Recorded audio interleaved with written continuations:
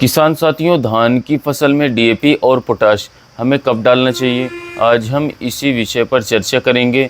बहुत सारे किसान साथी सही समय नहीं जानते हैं, बहुत सारे किसान साथी सही मात्रा नहीं जानते हैं।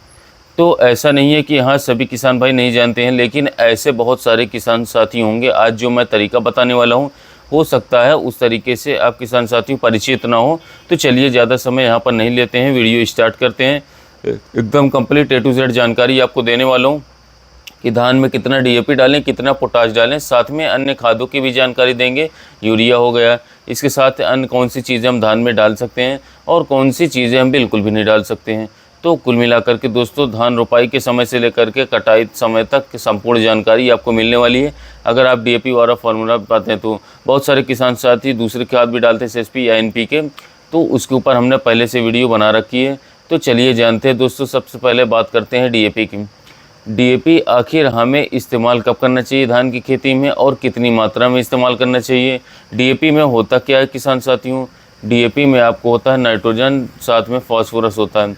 डीएपी में दोस्तों 18% नाइट्रोजन होता है, 46% तक फास्फोरस पाया जाता है। डीएपी का इस्तेमाल दोस्तों हम इसलिए करते हैं ताकि हमारे पौधे को फास्फोरस वाले तत्वों की पूर्ति हो सके। और फास्फोरस का काम क्या होता है दोस्तों कि पौधे के जड़ों का विकास में मदद करता है। इसके साथ साथ मेन काम यही होता है, बाकी पौधों की मजबूती लाता है, रोग प्रतिरोधक क्षमता बढ़ाता है, उत्पादन बढ़ाता है, दाने का वजन बढ़ाता है, फल फूल बीज के निर्माण में, तने की मोटाई में किसान साथियों खासकर इसका अहम काम होता है किसान साथियों। तो पोटाश के साथ साथ फास्फोरस का बहुत ज़्यादा काम है। अलग बात हो गई किसान साथियों ये, लेकिन मुख्य कार्य क्या है कि जड़ का विकास करता है। अगर आप डीएपी का इस्तेमाल करते हैं, इसमें नाइट्रोजन भी होता है, इससे जड़ों का विकास काफ़ी शानदार तरीके से होता है। यहाँ पर नाइट्रोजन की बात तो नहीं करेंगे, मुख्य उद्देश्य होता है डीएपी डालने का कि फास्फोरस वाले तत्वों की आपूर्ति फसलों में की जाए। अब यहाँ पर सवाल ये आता है कि हमें डीएपी का इस्तेमाल धान की फसल में करना कब चाहिए। हमारे बहुत सारे किसान साथी धान की सीधी बिजाई भी करते हैं और बहुत सारे किसान साथी रोपाई की विधि से धान लगाते हैं। तो दोनों किसान साथियों की चर्चा करेंगे। अगर आप धान की सीधी बिजाई करते हैं या फिर रोपाई विधि से लगाते हैं, तो धान की फसल में डीएपी खाद का इस्तेमाल दोस्तों अंतिम जुताई के समय, धान की रोपाई से पहले अंतिम जुताई के समय, या फिर धान की सीधी बिजाई से पहले अंतिम जुताई के समय पर, या फिर सीधी बिजाई करते समय भी आप जो है यानी कि अंतिम जुताई के आसपास यानी कि डीएपी का खाद का इस्तेमाल करेंगे तो ज़्यादा बेस्ट रहेगा, ज़्यादा लाभ मिलने की संभावना रहती है।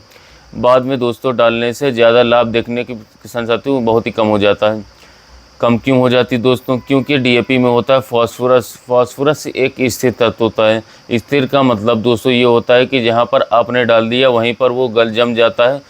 किसान साथियों 19-20 का अंतर हो सकता है, ज़्यादा हिलेगा डुलेगा नहीं, यानी कि ऊपर नीचे नहीं जाता है दोस्तों। तो अगर आपने रोपाई के बाद में या फिर आपने सीधी बिजाई की उसके बाद में ऊपर से अगर आप दोस्तों डीएपी डालते हैं, फास्फोरस डालते हैं, तो पौधों के जड़ों के पास फास्फोरस ना पहुंचने के कारण उसका लाभ जो है आपको मिलना चाहिए वो देखने को नहीं मिल पाएगा।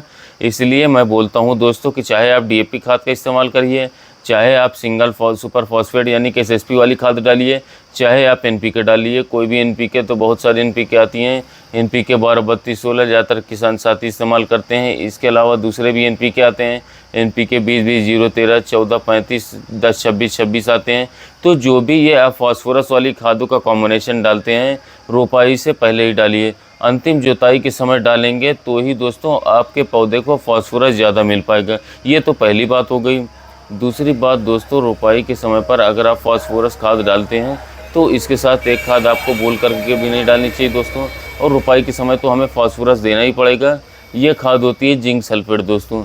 आप लोग बोलकर भी जिंक सल्फेट चाहे 33% वाली हो, चाहे 39% वाली हो, चाहे 21% वाली हो, आपको दोस्तों इस्तेमाल बिल्कुल भी नहीं करना चाहिए। डीएपी के साथ बाद में आप डाल सकते हैं या फिर आप स्प्रे विधि से डाल सकते हैं। रोपाई के समय पर आपको अवॉइड करना चाहिए, जिंक सल्फेट नहीं डालना चाहिए। डालेंगे तो आपका फास्फोरस और साथ में जिंक जितना मिलेगा आपस में उतना मात्रा बेकार हो जाएगी, किसान साथी वो घुलनशील हो जाएगी, तो पौधे उसको अपने भोजन के रूप में नहीं ले पाएंगे। तो दोस्तों पहला तो हमने डीएपी के बारे में आपको बताया, मात्रा मैं आपको आगे बताऊंगा। अब हम थोड़ा सा पोटाश के बारे में भी चर्चा कर लेते हैं। हालांकि पोटाश तो आपको ऐसा कोई कंपलसरी नहीं है कि आप रोपाई के समय डालें। अगर आप पोटाश का इस्तेमाल रोपाई के 2-4 दिन सप्ताह बाद भी करेंगे तो भी चल जाएगा। लेकिन एक बात का ध्यान आप लोगों को ये रखना चाहिए कि जब आप पौधे की रोपाई करते हैं तो रोपाई के 72 घंटे के अंदर आपका जो पौधा होता है मिट्टी को अच्छे से पकड़ लेता है और मिट्टी में से जो तत्व होता है वो अपने अंदर लेने लगता है, मतलब अपना भोजन वो स्टार्ट कर देता है 3 दिन के भीतर ही। अगर आपकी मिट्टी में 3 दिन के भीतर सभी खाद रहेंगे तो पौधे का शुरुआती विकास अच्छी तरीके से होगा, तेज़ी से होगा। जितना देर से खाद डालेंगे उतना देर से विकास होना स्टार्ट होगा। तो कोई भी खाद हो, चाहे पोटाश हो चाहे डीएपी हो, आपको रोपाई के पहले डालना बेस्ट रहेगा। जब आप डीएपी डालें तब आप पोटाश भी डाल लीजिए। तो पोटाश की बहुत सारे किसान साथी यहाँ पर पोटाश 2 भागों में डालते हैं, बहुत सारे किसान साथी सिंगल भाग में इस्तेमाल करते हैं रोपाई के समय। तो मेरे हिसाब से अगर आप पोटाश का ज़्यादा प्रयोग करना चाहते हैं आपके पौधे के लिए, तो पोटाश आप 2 भागों में बाँट कर डालिए। आधी मात्रा आप डालेंगे रोपाई के समय जब आप डीएपी डालेंगे, और आधी मात्रा डालिए 40 से लेकर के 50 दिन के अंदर। 40 दिन के अंदर उन किस्मों में डाल दीजिए जो थोड़ा जल्दी तैयार हो जाती हैं। 45 दिन के अंदर किसान साथियों मध्यम अवधि की वैरायटी में, और 45 से 50 दिन तक देर से तैयार होने वाली किस्मों में आपको जो है पोटाश की आधी मात्रा डाल देनी चाहिए। तो यहाँ पर बात मात्रा की हो रही थी, तो हम बता ही देते हैं दोस्तों कितनी मात्रा में आपको पोटाश और डीएपी डालना चाहिए। साथ ही में यूरिया की मात्रा भी बता देते हैं। तो डीएपी की बात की जाए दोस्तों, तो डीएपी आपको रोपाई से पहले लगभग दोस्तों 30 से लेकर के 40 किलो प्रति एकड़ के हिसाब से किसान साथी इस्तेमाल करना चाहिए। यहाँ पर जितना भी मैं आंकड़ा बताऊंगा वो प्रति एकड़ के हिसाब से बताऊंगा। बात पोटाश की जाए तो पोटाश की संपूर्ण मात्रा आपको लेना चाहिए 25 किलो से लेकर के 40 किलोग्राम तक। 25 से 30 किलो जो किस्में जल्दी तैयार होती हैं उसमें डालिए। 30 से 35 किलो एक मध्यम अवधि की वैरायटी में, और 35 से 40 किलोग्राम देर से तैयार होने वाली किस्मों में पोटाश जो है एमओपी पोटाश 60% वाला आता है, इसका इस्तेमाल करिए। आधी मात्रा जैसे कि मैंने बताया रोपाई के समय डालिए, और आधी मात्रा किसान साथी यानी कि 30 किलो डालिए तो 15 किलो रोपाई के समय, और 15 किलो 40 से 45 या 50 दिन के अंदर डाल लीजिए। तो यहाँ पर पोटाश डीएपी पोटाश की मात्रा हो गई। अब यूरिया की मात्रा की बात कर लेते हैं। अगर आप लोग रोपाई के समय डीएपी का इस्तेमाल करते हैं तो यूरिया आपको यहाँ पर 3 भाग में बाँट करके देना होता है। तो रोपाई के समय डीएपी के साथ यूरिया जो है आपको 18 से 20 किलोग्राम डालना चाहिए, या फिर रोपाई के 1 सप्ताह के अंदर भी यूरिया डाल सकते हैं। क्योंकि डीएपी किसान साथियों डीएपी में भी नाइट्रोजन होता है, तो बाद में भी डालेंगे तो भी चल जाएगा 1 सप्ताह तक। इसके बाद में आपको फिर से यूरिया जो है 20-25 दिन पर या 30 दिन तक फिर से 30 से 40 किलो, और अंतिम यूरिया जब आप अंतिम पोटाश डालेंगे तो 40 से 45 से 50 दिन तक फिर से 30 से 40 किलोग्राम आपको अंतिम यूरिया डाल लेना चाहिए। जब भी आप यूरिया वाली खाद का इस्तेमाल करेंगे दोस्तों, तो सिंचाई की बात करेंगे। सिंचाई से पहले बिल्कुल भी नहीं करेंगे, खेत में ज़्यादा पानी भरा रहेगा तो भी यूरिया सही से काम नहीं करेगी।